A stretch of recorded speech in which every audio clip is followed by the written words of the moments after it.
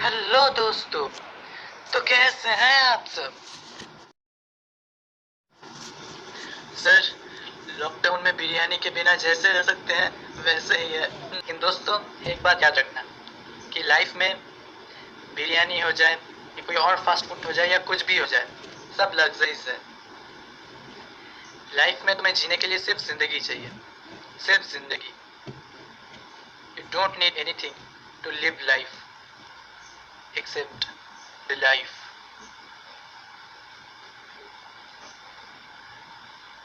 तो चलिए आज का इंट्रोडक्टरी लेक्चर शुरू करते हैं, जो कि है द सेल थ्योरी। कहता है, अगर डेफिनेशन देखा जाए, that cell is a structural and functional unit of life. Sir, सही कहा आपने। हमारे लिए सेल फोन ही हमारा स्ट्रक्चरल और फंक्शनल यूनिट ऑफ लाइफ है। हम सेल फोन के बिना रह नहीं सकते। वो वाला सेल नहीं, बायोलॉजी वाला सेल। सेल क्या है? क्या सेल एटम से छोटा है या सेल एटम से बड़ा है? तो इसको समझाने के लिए चलो एक फ्लोचार्ट बनाते हैं।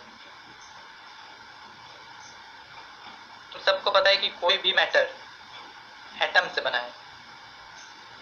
एटम किससे बना है? तो इलेक्ट्रॉन्स, प्रोटॉन्स और न्यूट्रॉन्स से।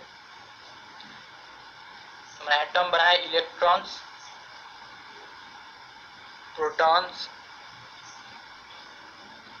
न्यूट्रॉन से, जो कि है सब एटॉमिक पार्टिकल्स। इससे तुम्हारा एटम बना। एटम से बना तुम्हारा मॉलिक्यूल्स और कंपाउंड्स।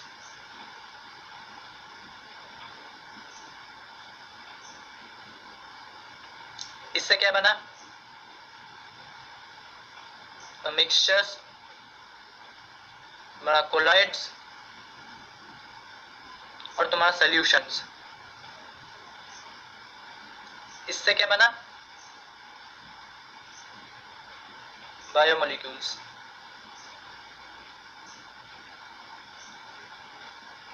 तो बायोमोलिक्यूल्स के अंदर क्या क्या पड़ता है? तो बायोमोलिक्यूल्स मतलब तुम्हारा प्रोटीन्स एक बायोमोलिक्यूल्स है, तुम्हारा फैट हो गया, तुम्हारा कार्बोहाइड्रेट्स हो गया, ये सब तुम्हारा बायोमोलिक्यूल्स है।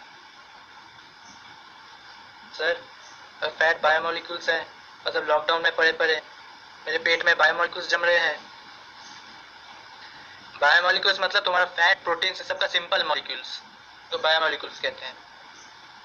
तो तुम्हारा बायोमोलिक्यूल्स सब प्रोटीन्स, फैट्स, ये सब मिलकर क्या बने? तुम्हारा सेल ऑर्गेनेल्स। जैसे तुम्हारा न्यूक्लियस हो गया, तुम्हारा एंडोप्लाज्मिक रेटिकुलम हो गया, तो सेल मेम्ब्रेन हो गया, और जितने भी सेल ऑर्गेनेल्स हैं सब बने हैं तुम्हारा बायोमोलिक्यूल से। और इससे क्या बना? Cell. Nucleus, endoplasmic reticulum, cell membrane, ये सब एक साथ होकर तुम्हारा बना सेल। सेल से क्या बना? टिश्यू। टिश्यू पेपर वाला टिश्यू नहीं। अगर बहुत सारे सेल्स एक साथ मिलकर काम करें तो उसको टिश्यू कहते हैं। और बहुत सारे मिलकर टिश्यू एक साथ बनाए तुम्हारा ऑर्गेन्स। बहुत सारे ऑर्गेन्स जैसे तुम्हारा माउथ, स्टमक, लिवर, बहुत सारे ऑर्गेन्स जो एक साथ फंक्शन करते हैं एक ही चीज के लिए, वो बनाते हैं ऑर्गेन सिस्टम।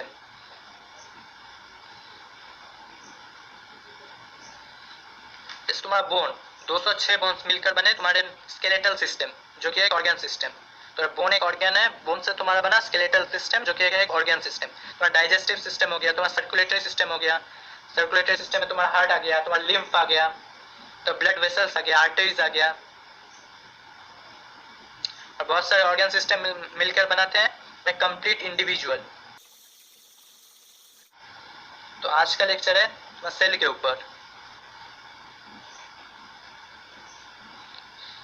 तो हमें क्या पता चला?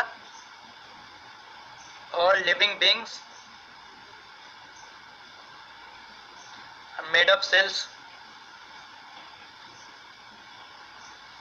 Cell is the structural and functional unit of life. और एक और इम्पोर्टेंट बात, all cells arise from pre-existing cells. All living beings develop from a pre-existing cell. Life किससे बना है? अर्थ पर लाइफ की शुरुआत कैसे हुई? और कुछ बायोमोलिक्यूल्स जैसे प्रोटीन्स, फैट्स, ये सब तुम्हारे एक साथ कंबाइंड होकर एक सेल का रूप लिया. उसी सेल से पूरा आज जितना भी सिविलाइजेशन है, ह्यूमन सिविलाइजेशन या फिर एनिमल सिविलाइजेशन में कुछ भी हो, जितने भी लिविंग बींग्स हम देख रहे हैं अर्थ पर, वो सारे सिर्फ एक ही सेल से आए हैं. और रिप्रोडक्शन के through every individual forms from the pre-existing cells. Sir मजा नहीं आ रहा है, कुछ अच्छा एग्जांपल से समझाओ ना. पबजी पता है? हाँ सर पबजी, अब आएगा मजा. अब तुम पबजी को लेकर कुछ भी बोलो सर, हम सुनेंगे. दोस्तों पबजी क्या है? एक गेम है, तुम सारे प्लेयर्स मिलकर खेलते हो. हमारे एक स्क्वाड में कितने मेंबर्स होते हैं? 4 मेंबर्स. तुम्हारा बॉडी एक स्क्वाड है. हाँ सर अब एग्जांपल में मजा आ रहा है. तो सोचो तुम्हारा बॉडी एक स्क्वाड है, उसमें सभी प्लेयर्स 4 प्लेयर्स होते हैं एक स्क्वाड में. अब मुझसे ये मत कहने लग जाना कि सर हमारी बॉडी में तो 4 सेल नहीं. अरे पोचिंकी वालों, मैं एग्जांपल देने के लिए समझा रहा हूँ. तो एक स्क्वाड में सभी मेंबर्स मिलके खेलते हैं. कोई अच्छा स्नाइपर है, कोई अच्छा टीम लीडर है, कोई अच्छा व्हीकल चलाता है. इस तरह करके सारे मेंबर्स स्क्वाड को जिताते हैं. तो सभी मेंबर्स का एक अलग अलग फंक्शन है. इसी तरह हमारे बॉडी में भी हर सेल्स का अलग अलग फंक्शन है. Red blood cells oxygen carry करते हैं लंग्स से लेकर हार्ट तक. तो वाइट ब्लड सेल्स तुम्हारा पैथोजन से हम लोग का बॉडी को डिफेंस करते हैं. They are the defence mechanism of the body.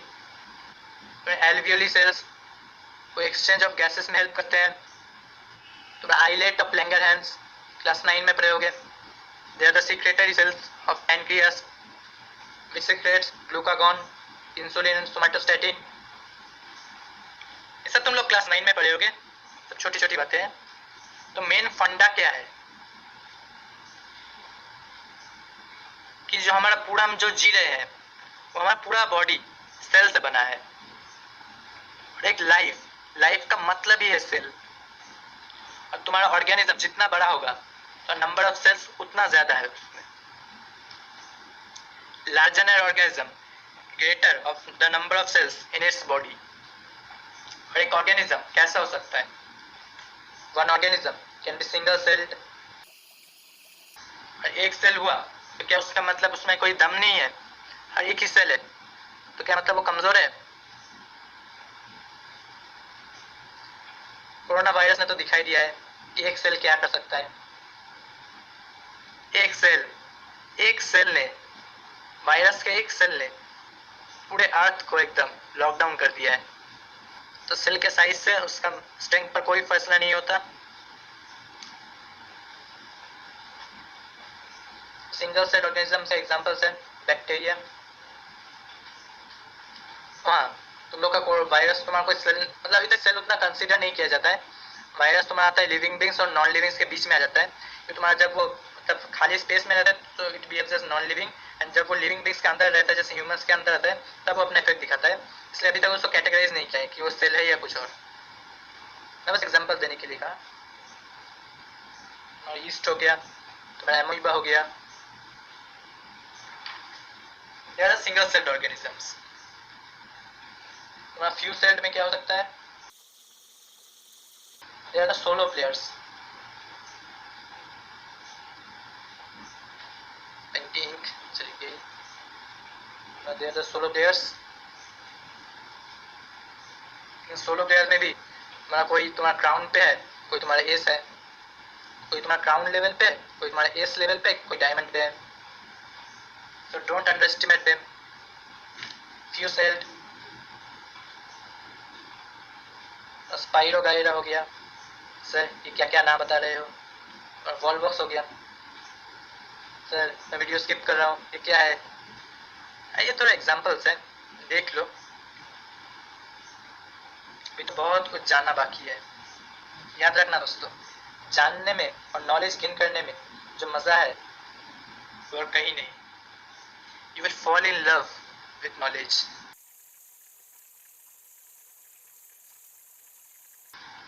Sir इसका मतलब फ्यू सेल को हम डुओ प्लेयर्स कह देंगे, मल्टी सेल को स्क्वाड। लेकिन ये 2 प्लेयर्स नहीं है, 2 सेल नहीं है, उससे ज्यादा है, लेकिन मल्टी सेल से कम है। सोलो प्लेयर से ज्यादा है इनमें मेंबर्स, लेकिन मल्टी सेल से इसमें कम मेंबर्स है। इसका एग्जांपल क्या हो गया? ह्यूमंस, ट्रीज और हायर एनिमल्स, जैसे चमगादड़ हो गया, बिल्ली हो गई। ये नंबर ऑफ सेल्स उसके स्ट्रेंथ पर कोई फर्क नहीं पड़ता। मैंने तो कह दिया, on the earth the whole civilisation has came to existence from one single cell. So feel करो इस बात को। और सेल का साइज क्या हो सकता है? सर हमारे स्क्वाड में सिर्फ 4 मेंबर्स है, मैं, अभिरू, आदित्य, किरण।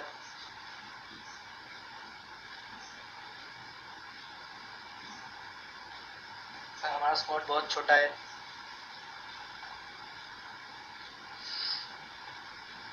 हाँ, पबजी में इंटरेस्ट आ गया। अब वीडियो स्किप करके पबजी खेलने जाओगे। थोड़ी पढ़ाई कर लो। हाँ, वरना जब लॉकडाउन के बाद एग्जाम आएगा तब वो तुम्हें नॉकआउट करके चला जाएगा।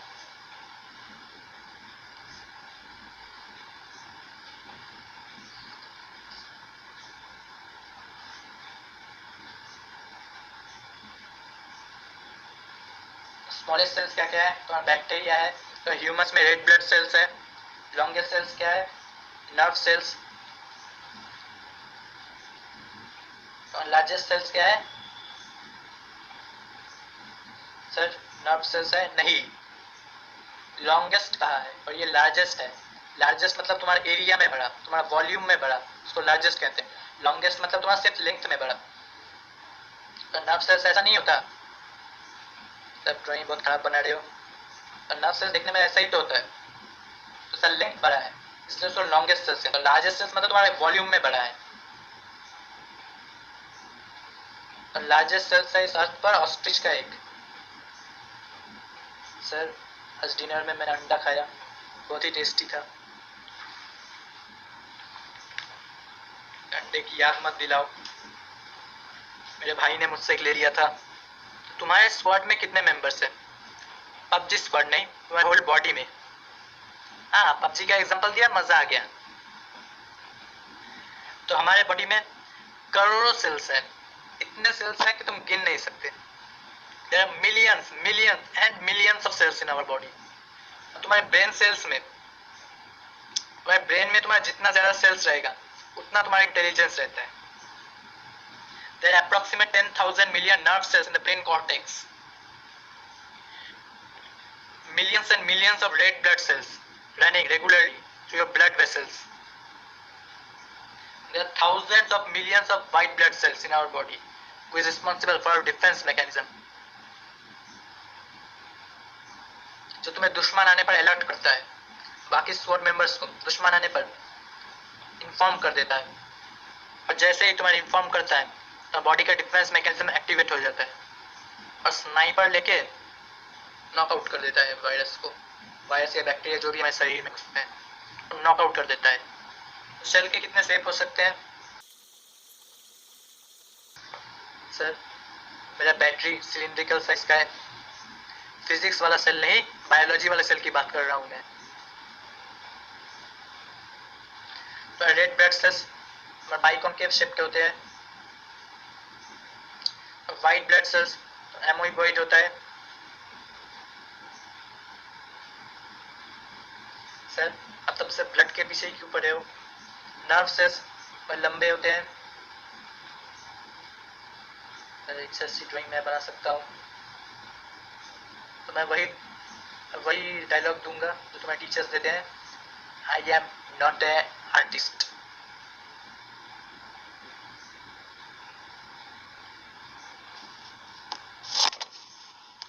मैं नर्व सेल्स हो गया,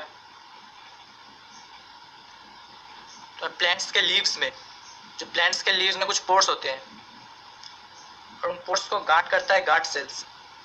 ये तो पता ही होगा, ये बीन शेप के होते हैं। तो बैक्टीरिया के सेल्स भी हेमोइबॉइड शेप के होते हैं, कोई कैप्सूल के अंदर होते हैं, कोई सिलिंड्रिकल्स होते हैं। सर लॉकडाउन में मुझे मम्मी ने रोटी बनाने को कहा था, मैंने एक अजीबो गरीब शेप बनाया था, उसी शेप का लगता है मुझे ये वाइट ब्लड सेल्स का शेप, बहुत ही अच्छे शेप का बना था। और फिर मम्मी ने चक्की फेंक कर मेरे मुंह का शेप बिगाड़ दिया था। तो हमें पता चल गया है कि सेल्स के अलग अलग शेप होते हैं। वाइट ब्लड सेल्स तो हेमोइबॉइड होता है, रेड ब्लड सेल्स बाइकॉन्केव होते हैं। So there are minute different types of cells existing in this universe. तुम उन शेप्स को डिफाइन नहीं कर पाओगे।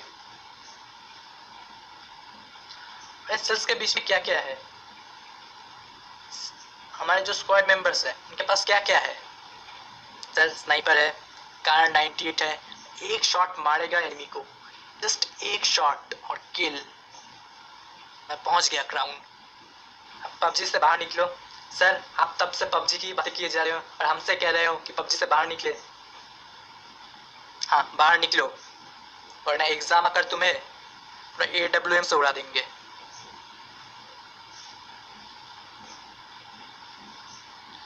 तो बेसिकली प्लांट सेल्स और तुम्हारे एनिमल सेल्स और डायनामो और तुम्हारे मॉर्टल में क्या फर्क है? सर इन दोनों के बारे में कोई भी उल्टा पुल्टा मजाक मत कीजिएगा, मैं आपको छोड़ेगा नहीं।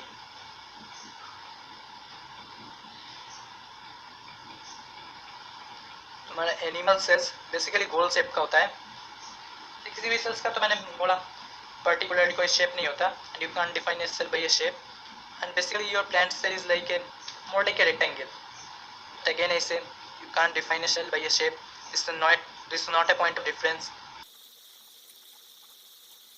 सेल्स में होता है एक न्यूक्लियस, इसमें तुम्हारे DNA वगैरह क्रोमैटिन फाइबर्स सब रहते हैं। हाँ सर, मतलब ये पबजी का वो बिल्डिंग है जहाँ पर मुझे ग्रेनेड मिलेगा, स्मोक मिलेगा, 6x स्कोप मिलेगा, जहाँ पर मुझे AWM मिलेगा, लेवल 3 का हेलमेट मिलेगा, सब यहाँ मिलेगा। Nucleus is a brain of the cell, जैसा मैंने कहा, is the most vital and important thing. It controls the whole regulation of the cell. तुम्हारा ये स्नाइपर लेके बैठा हुआ है, लीडर है, ये सबको कमांड करेगा कि तुम उधर जाओ, उधर से एनिमी आ रहा है, उधर मारो, उधर गोली चलाओ, उधर फायर मारो, ऐसे ये कमेंट करता रहता है। पूरा सेल उसी के अकॉर्डिंग काम करता है। और ये कमांड कौन करता है? तुम्हारे न्यूक्लियस में रखे DNA ने। न्यूक्लियस में जो DNA है वो पूरे सेल्स को एक सिंक्रोनाइज करता है, फंक्शन करने को बोलता है। तो तुम्हारे न्यूक्लियस के क्या क्या फंक्शंस है?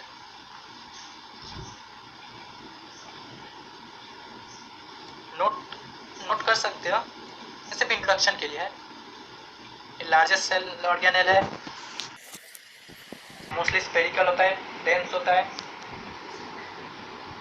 Nuclear membrane, which is bounded by a nuclear membrane which has pores to allow the exchange of materials. Function क्या है?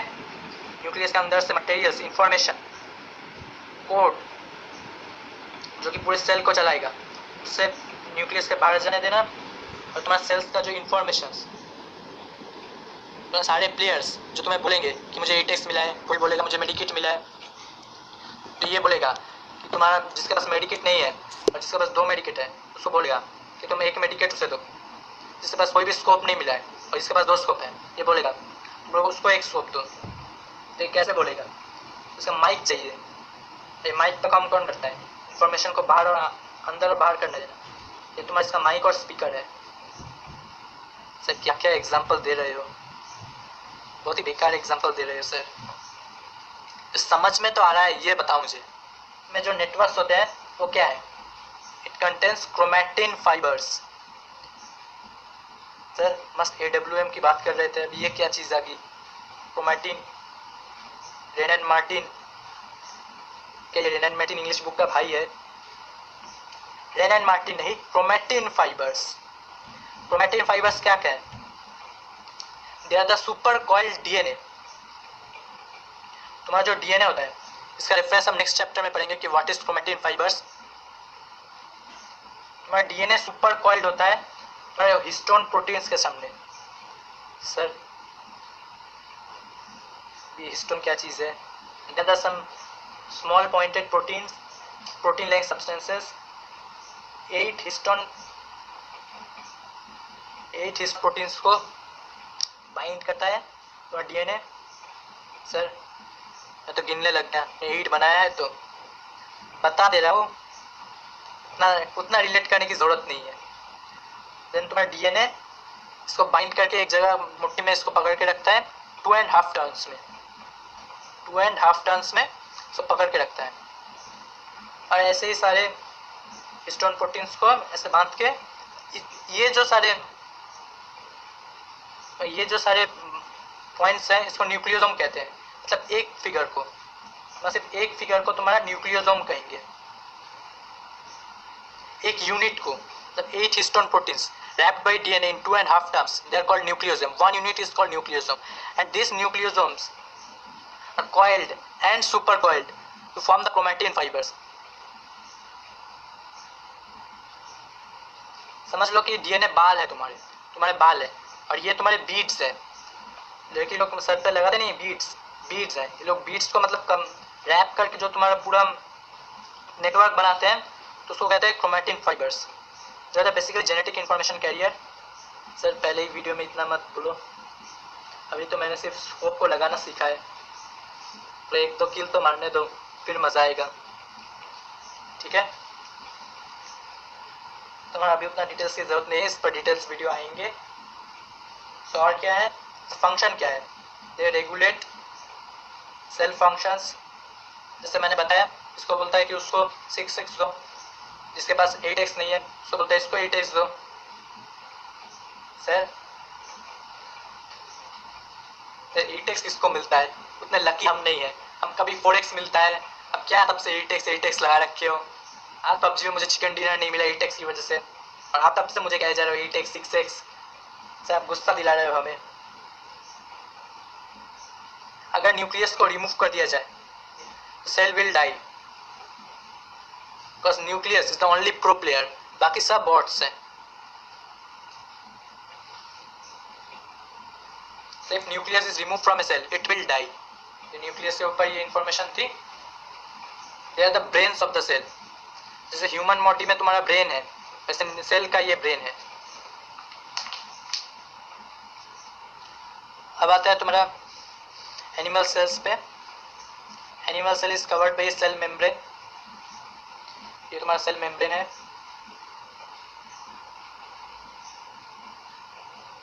ये तुम्हारा सेल मेम्ब्रेन है। And plant cells are covered by cell wall. इसमें भी सेल मेम्ब्रेन है। जो अंदर का लेयर है वो सेल मेम्ब्रेन है। तुम्हारे एनिमल सेल्स में सेल वॉल नहीं होता, और प्लांट सेल्स में तुम्हारी सेल वॉल है।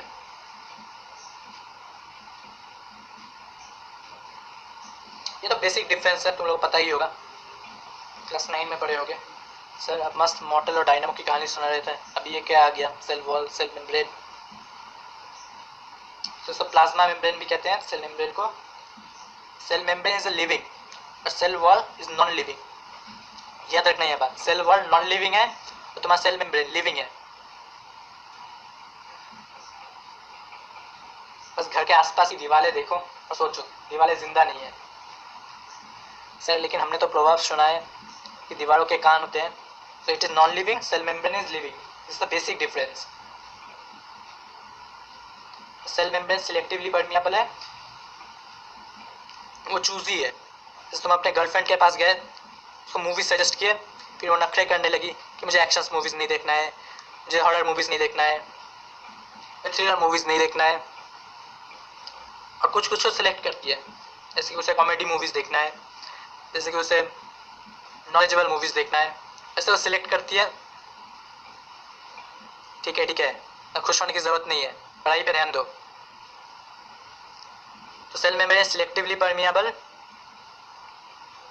वो हर चीज़ को सिलेक्ट करके जो भी उसके अंदर आता है, कोई प्रोटीन्स हो गया, जो भी मिनरल्स हो गया जो उसके अंदर आती है, उसको सिलेक्ट कर करके अंदर भेजता है कि तुम जाओगे, नहीं तुम मत जाओ, नहीं तुम जाओ, तुम मत जाओ। और तुम्हारा सेल वॉल जो भी मिले सबको घुसा देता है। तुम्हारा जो भी सब्सटेंस है, हर चीज़ वो तुम्हारा सेल वॉल से आर पार निकल जाती है। सर ये कैसा दीवार हुआ, एकदम बेकार दीवार है। Cell wall basically does what, it provides plants, it provides strength and stiffness in plant. हमारे वुड्स इतने हार्ड क्यों है, प्लांट्स प्लांट्स का जो मतलब स्टेम्स है उतना हार्ड क्यों है, सेल वॉल की वजह से। It provides, it is made of cellulose and it provides your stiffness and hardness to plants.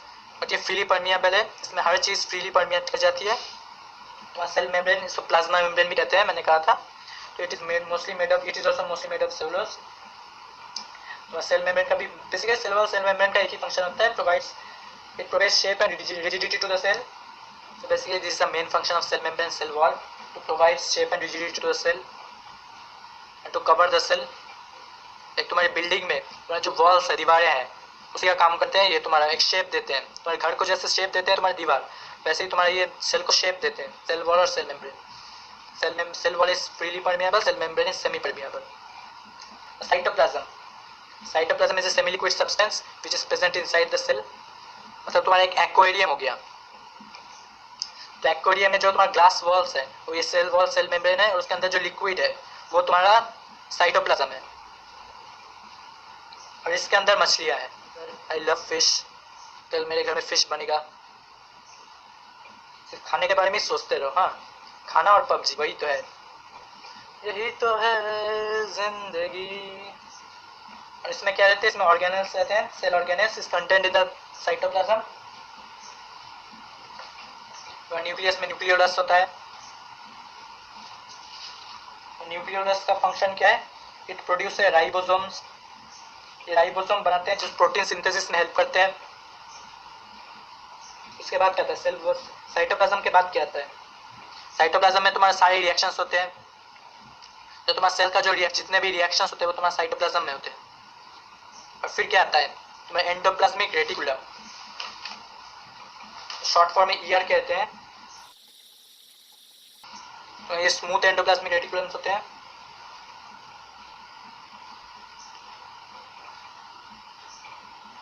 तो तुम्हारे रफ एंडोप्लाज्मिक रेटिकुलम्स में ऐसे कांटे जैसे लगे होते हैं, इसलिए उसको रफ कहते हैं कि उसका सरफेस रफ होता है। जिसमें कोई आउटर सरफेस, आउटर आउटग्रोथ नहीं होता, उसमें स्मूथ कहते हैं, जिसका सरफेस स्मूथ होता है।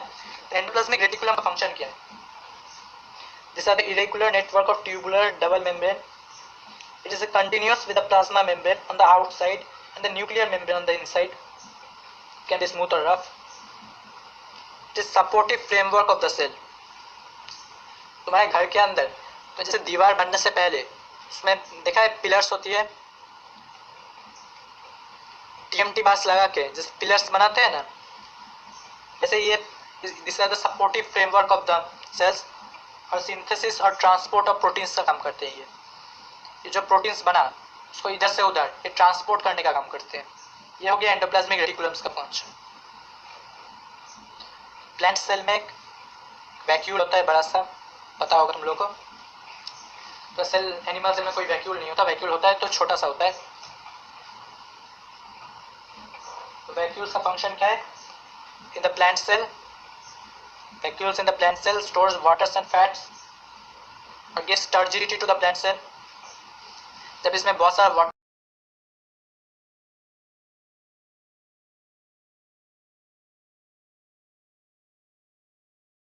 you will learn this term turgidity later in the plant chapter। So basically what's next, this is the main function of vacuole, it stores water and fat। तुम्हारा अब आया तुम्हारा माइटोकॉन्ड्रिया। माइटोकॉन्ड्रिया का function क्या है, Dave supplies. तुम्हारा जब भी कोई फ्रेंड तुम्हारे पबजी में नॉकआउट हो जाता है उसको रिवाइव देने जाते हो, you give them energy, health kit. तुम्हारा जब भी कोई पबजी में तुम्हारा कोई फ्रेंड, तुम्हारा कोई वाउंडेड हो जाता है, उसका हेल्थ कम हो जाता है, you give them first aid kit. वैसे this provides energy to the cell. Mitochondria usually sausage जैसा शेप होता है, दे आर डबल वॉल्ड और अंदर में फोल्ड होते हैं, जिसको सिस्टर कहते हैं। और माइटोकॉन्ड्रिया और क्लोरोप्लास्ट ये दो ऐसे ऑर्गेनल्स हैं जिनके पास अपना डीएनए होता है न्यूक्लियस के अलावा। तो माइटोकॉन्ड्रिया और प्लांट सेल में क्लोरोप्लास्ट, याद रखना एनिमल सेल में क्लोरोप्लास्ट नहीं होता, प्लांट सेल में ही तुम्हारा क्लोरोप्लास्ट होता है। क्लोरोप्लास्ट में तुम्हारा क्लोरोफिल रहता है, इस तरह याद रखना कि प्लांट सेल में ही तुम्हारा क्लोरोफिल होता है, green substances which produce energy and तुम्हारा सेल, और इसलिए प्लांट सेल में ही तुम्हारा क्लोरोप्लास्ट होगा। एंड प्लांट सेल में there are mitochondria, both the cells there are mitochondria which is the kitchen of the cell. It provides energy, it gives supplies. तुम इसको बंदूक दोगे ये तुम्हें रीलोड करके देगा। इसी तरह ये तुम्हारा एनर्जी रिलीज करता है तुम्हारे सेल में। They release energy from pyruvic acid, जो पायरुविक एसिड लेते हैं उसको कन्वर्ट करते हैं एटीपी में। एटीपी क्या है? The energy currency of the cell, class 9 में पढ़े होगे।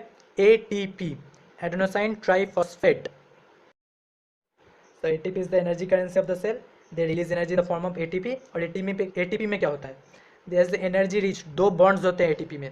ATP जो कंपाउंड है उसमें दो बॉन्ड्स होते हैं, जो जब सेल्स को एनर्जी की ज़रूरत पड़ती है ATP तुम्हारा ब्रेक कर जाता है। ATP breaks into your ADP, adenosine diphosphate. Di मतलब दो, ट्राई मतलब तीन, प्लस एक फॉस्फेट। तुम्हें जब जरूरत पड़ती है adenosine triphosphate breaks into adenosine diphosphate and phosphate too, and जो बॉन्ड ब्रेक होता है, दो बॉन्ड ब्रेक होते हैं, उससे तुम्हारी एनर्जी निकलता है। This is how ATP provides energy to the cell. And mitochondria release energy in the form of ATP. वो पायरुविक एसिड को एटीपी में कन्वर्ट करता है, जो इजीली अवेलेबल है सेल के पास तुम्हें एनर्जी रिलीज करने के लिए, जो इजीली सप्लाई देता है। सारे सप्लाईज हैं इसके पास। This is the kitchen of the cell, energy house of the cell, mitochondria. और ये रेस्पिरेटरी एंजाइम्स को भी सीक्रेट करता है, सिंथेसिस करता है, सॉरी। और गोल्गी अपरेटस, ये क्या चीज़ है? गोल्गी अपरेटस भी ऐसे कुछ होते हैं, ऐसे पढ़ लेते हैं। Around ways, this are the vesicular substances, this are the stacks of flattened membrane and they consist of tubes, vesicles and vacuoles. Their function is to synthesis and secretion of enzymes and hormones. They synthesize your enzymes, they synthesize your hormones. मतलब ये तुम्हारा energy drink देता है। जब player थक जाए तब ये तुम्हारा एनर्जी ड्रिंक बनाता है तुम्हारा गोल्गी बॉडीज। सेल जैसे भी सेल्स के लिए the synthesis proteins, enzymes and hormones, this is a function of Golgi bodies. Sir आप इतना ज़्यादा पबजी बोल रहे हैं, मैं पबजी भूल जा रहा हूँ इन सब के चक्कर में। राइबोसोम का फंक्शन क्या है? दे helps in DNA synthesis, protein synthesis.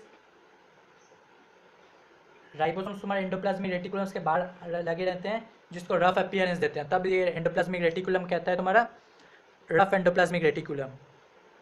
और जिन एंडोप्लाज्मिक रेटिकुलम में तुम्हारा रफ राइबोसोम्स लगा नहीं रहता उसको स्मूथ एंडोप्लाज्मिक रेटिकुलम्स कहते हैं। और राइबोसोम्स का क्या फंक्शन होता है? Protein synthesis. ये सिंगल वॉल्ड स्फेरिकल बॉडीज, गोल गोल होते हैं, पिंग पोंग बॉल्स की तरह होते हैं। They remains attached to endoplasmic reticulum and helps in protein synthesis. तो न्यूक्लियस इन्फॉर्मेशन देगा, इन्फॉर्मेशन पास करेगा तुम्हारा एंडोप्लाज्मिक रेटिकुलम के through, they helps in transport. और राइबोसोम्स के पास जब इन्फॉर्मेशन जाएगा they will do protein synthesis in this cytoplasm, in this water of the aquarium they will do the synthesis. Sir आप एक बार एक्वेरियम बोल रहे हो, एक बार पबजी बोल रहे हो, मैं तो अब पबजी खेलने जाऊंगा मुझे एक्वेरियम दिखेगा। लाइजोसोम्स, अब आया सबसे खतरनाक चीज़, लाइजोसोम्स। ये तुम्हारा गोल गोल होते हैं, ये भी तुम्हारा गोल शेप होता है। This are the suicidal bags of the cell, grenade. This are the grenades. जब भी कोई फॉरेन सब्सटेंस तुम्हारा सेल के अंदर आते हैं, तुम्हारा जो भी फॉरेन सब्सटेंस, जो भी वायरस, जो भी बैक्टीरिया तुम्हारा अटैक करेगा तुम्हारे सेल पर, तो लाइजोसोम्स उन पर अटैक करेगा, उनको डाइजेस्ट कर लेगा। और इसको क्यों कहते हैं सुइसाइडल बैग्स? ग्रेनेड से क्या होता है, अगर तुम खुद पर भी चलाओगे तुम खुद भी उड़ जाओगे, ग्रेनेड ऐसी चीज़ है। इस तरह लाइजोसोम्स जब सेल इंज्योर्ड हो जाता है तब ये लाइजोसोम्स पूरे सेल को एब्जॉर्ब कर लेता है, पूरे सेल को डिस्ट्रॉय कर देता है, इसलिए इसको कहते हैं suicidal bags, lysosomes. When the cell is old or injured, this rapidly destroys the cell organelles, hence they are called suicidal bags of the cell. They also digest cartilages. जब bones का formation होता है, जब तुम्हारी हड्डियाँ बनती है, तब ये लाइजोसोम्स तुम्हारे कार्टिलेज को भी डाइजेस्ट कर लेता है। They are no less than grenades. Sir मैं पबजी खेलने जाऊंगा, अभी रूप मुझे बोलेगा तुम्हें क्या मिला, मैं उससे बोलूँगा मुझे ना AWM के साथ एक ग्रेनेड मिला, उसके साथ एक बल्गी बॉडीज़ मिला, मुझे माइटोकॉन्ड्रिया भी मिला है। मैं अब ये सब टर्म यूज़ करके आऊँगा पबजी में। उसके बाद क्या आता है, centrosome. Centrosome a region surrounding the centrioles located near the nucleus। Nucleus के अराउंड में लोकेट होता है, आसपास कहीं भी। मैं ड्रॉ नहीं कर रहा अब, मैं पढ़ा नहीं रहा हूँ, पबजी का डिस्कशन ज़्यादा कर रहा हूँ आज। एनीवेज, तो सेंट्रोजोम ये सिर्फ एनिमल सेल्स में प्रेजेंट होता है, they are not present in the plant cells. They contains 1 or 2 centrioles जो तुम्हारा सेल डिवीजन में हेल्प करता है। जब तुम्हारा एक सेल 2 सेल में डिवाइड होगा, तब ये सेंट्रोजोम मतलब उसको डिवाइड होने में हेल्प करते हैं। ये बेसिकली न्यूक्लियस के अंदर होते हैं और न्यूक्लियस को डिवाइड होने में हेल्प करते हैं। This are the function of centrioles. हम आगे पढ़ेंगे इसको क्रोमोसोम चैप्टर में। प्लास्टिड्स, ये क्या चीज़ है, ये तुम्हारा प्लांट सेल्स में ही है।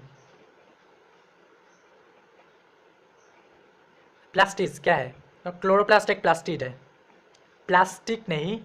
अब कोई बच्चे सोच रहे हैं सर प्लांट में प्लास्टिक होता है, प्लास्टिक नहीं, plastids, PLASTIDS, plastids, D for donkey, plastids. तो प्लास्टिड्स का फंक्शन क्या है, जैसे ल्यूकोप्लास्ट स्टार्च स्टोर करता है। तो अलग अलग कलर्स, द प्लांट्स के जो अलग अलग कलर्स होते हैं वो तुम्हारे प्लास्टिड्स की वजह से होते हैं। तो chloroplast gives green colour to plant and which helps in trapping solar energy for photosynthesis. तो क्लोरोप्लास्ट तुम्हारा सोलर एनर्जी को ट्रैप करता है, the green colour of the plants. ऐसे अलग अलग प्लास्टिड्स का अलग अलग फंक्शन है। Some plastids give scent to the plant, जो फूलों में जो सेंट आता है, फूलों का जो कलर होता है येलो कलर, रेड कलर, वो तुम्हारा प्लास्टिड से आता है। तो plastids basically gives colour to the plants. Store starch, xanthophyll which gives colors to the fruit, carotene which gives colors to the flowers। वैसे ही बहुत कुछ फंक्शन होते हैं प्लास्टिड्स के। लड़की लोग मेकअप लगाते हैं और तुम्हारा प्लांट से तुम्हारा प्लास्टिड लगाता है। तो प्लास्टिड्स का अलग अलग फंक्शन है, सोलर एनर्जी को ट्रैप करता है, वो जो लड़कियों का मेकअप नहीं करता। जितने भी लड़कियां अब इस वीडियो को देखेंगी सब डिसलाइक मारेंगी, तो बहुत मेहनत से वीडियो बनाया हूँ, डिसलाइक मत मारना।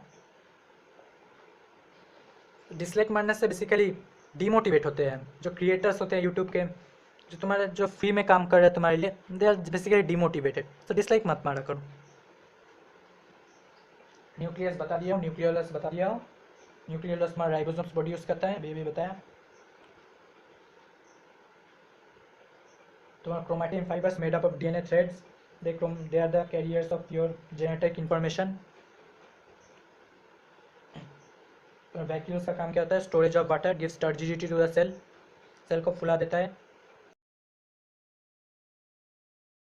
तुम कोई फ्रूट्स का पार्टिकल पानी में रखते हो तो फूल जाता है कि नहीं, क्यों फूलता है, वैक्यूल्स में पानी बच जाता है इसलिए। तो ग्रेन्यूल्स क्या है, स्मॉल पार्टिकल्स है, प्लांट सेल्स में ऐसे स्कैटर्स हुए रहते हैं, किसी भी सेल्स में। स्टार्च तुम्हारे प्लांट सेल्स में होता है, ग्लाइकोजन तुम्हारे एनिमल सेल्स में होता है।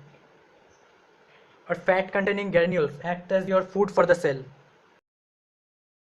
ग्रेन्यूल्स है बेसिकली स्कैटर्ड इन्फॉर्मेशन। पबजी में लूट करने जाओगे, हर तरफ मटेरियल स्कैटर्ड पड़े हुए हैं, जो तुम्हारा रिसोर्स है वो तुम्हारा ग्रेन्यूल्स है। Granules give the resources to you. तो बेसिकली यही था, सेल्स और एनिमल सेल्स में डिफरेंस क्या है, प्लांट और एनिमल सेल्स में मैंने डिफरेंस क्या देखा। तुम्हारे प्लांट सेल में सेल वॉल है, जो तुम्हारे एनिमल सेल में नहीं है। तुम्हारा सेंट्रोजोम बताओ किस में है, प्लांट सेल में है नहीं, एनिमल सेल्स में है। वैक्यूल्स क्या है, प्लांट सेल में है, एनिमल सेल में नहीं है, एनिमल सेल में नहीं है, गलत, एनिमल सेल में है, इन छोटे होते हैं। एनिमल सेल्स में है इन छोटे होते हैं, short guns. The short guns in animal cell. Plant cell में ये तुम्हारा कार-98 है, तुम्हारे एनिमल सेल में there are small short guns. Plastids present in plant cell, absent in animal cells. Size plant cell बड़ा होता है, एनिमल सेल्स छोटा होता है।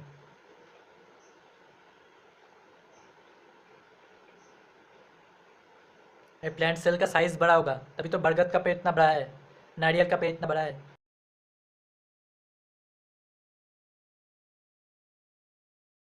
प्लांट सेल बेसिकली थोड़े बड़े होते हैं। Which gives hardness to the cell, और सेल वॉल की वजह से प्लांट सेल्स बिकम स्ट्रॉन्ग, बताया था। साइटोप्लाज्म नॉट डेंसर, और एनिमल सेल में डेंस साइटोप्लाज्म इज प्रेजेंट।